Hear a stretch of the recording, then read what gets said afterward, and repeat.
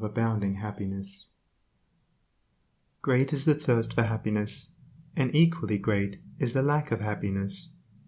The majority of the poor long for riches, believing that their possession would bring them supreme and lasting happiness. Many who are rich, having gratified every desire and whim, suffer from ennui and repletion, and are farther from the possession of happiness even than the very poor. If we reflect upon this state of things, it will ultimately lead us to a knowledge of the all-important truth that happiness is not derived from mere outward possessions, nor misery from the lack of them. For if this was so, we should find the poor always miserable, and the rich always happy, whereas the reverse is frequently the case. Some of the most wretched people whom I have known were those who were surrounded with riches and luxury, whilst some of the brightest and happiest people I have met were possessed of only the barest necessities of life. Many men who have accumulated riches have confessed that the selfish gratification which followed the acquisition of riches has robbed life of its sweetness, and that they were never so happy as when they were poor. What, then, is happiness, and how is it to be secured? Is it a figment, a delusion, and a suffering alone perennial? We shall find, after earnest observation and reflection, that all, except those who have entered the way of wisdom, believe that happiness is only to be obtained by the gratification of desire. It is this belief, rooted in the soil of ignorance, and continually watered by selfish cravings, that is the cause of all the misery in the world.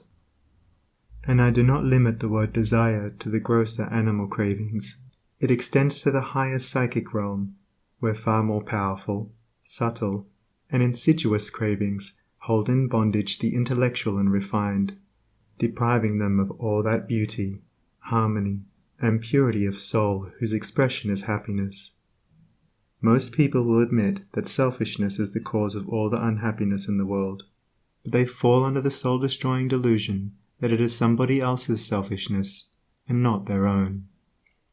When you are willing to admit that all your unhappiness is the result of your own selfishness, you will not be far from the gates of paradise. But so long as you are convinced that it is the selfishness of others that is robbing you of joy, so long will you remain a prisoner in your self-created purgatory. Happiness is that inward state of perfect satisfaction which is joy and peace, and from which all desire is eliminated. The satisfaction which results from gratified desire is brief and illusionary, and is always followed by an increased demand for gratification. Desire is as insatiable as the ocean, and clamors louder and louder as its demands are attended to. It claims ever-increasing service from its deluded devotees, until at last they are struck down with physical or mental anguish, and are hurled into the purifying fires of suffering.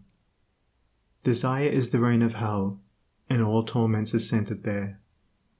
The giving up of desire is the realization of heaven, and all delights await the pilgrim there.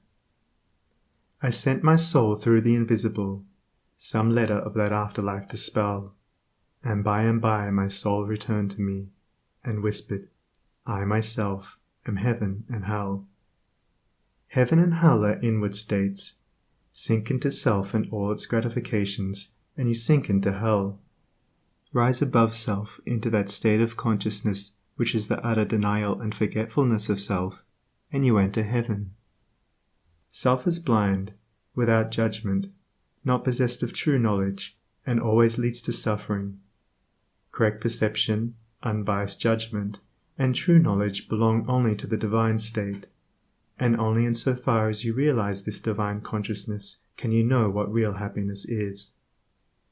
So long as you persist in selfishly seeking for your own personal happiness, so long will happiness elude you, and you will be sowing the seeds of wretchedness. Insofar as you succeed in losing yourself in the service of others, in that measure will happiness come to you, and you will reap a harvest of bliss. It is in loving, not in being loved, the heart is blessed. It is in giving, not in seeking gifts, we find our quest. Whatever be thy longing or thy need.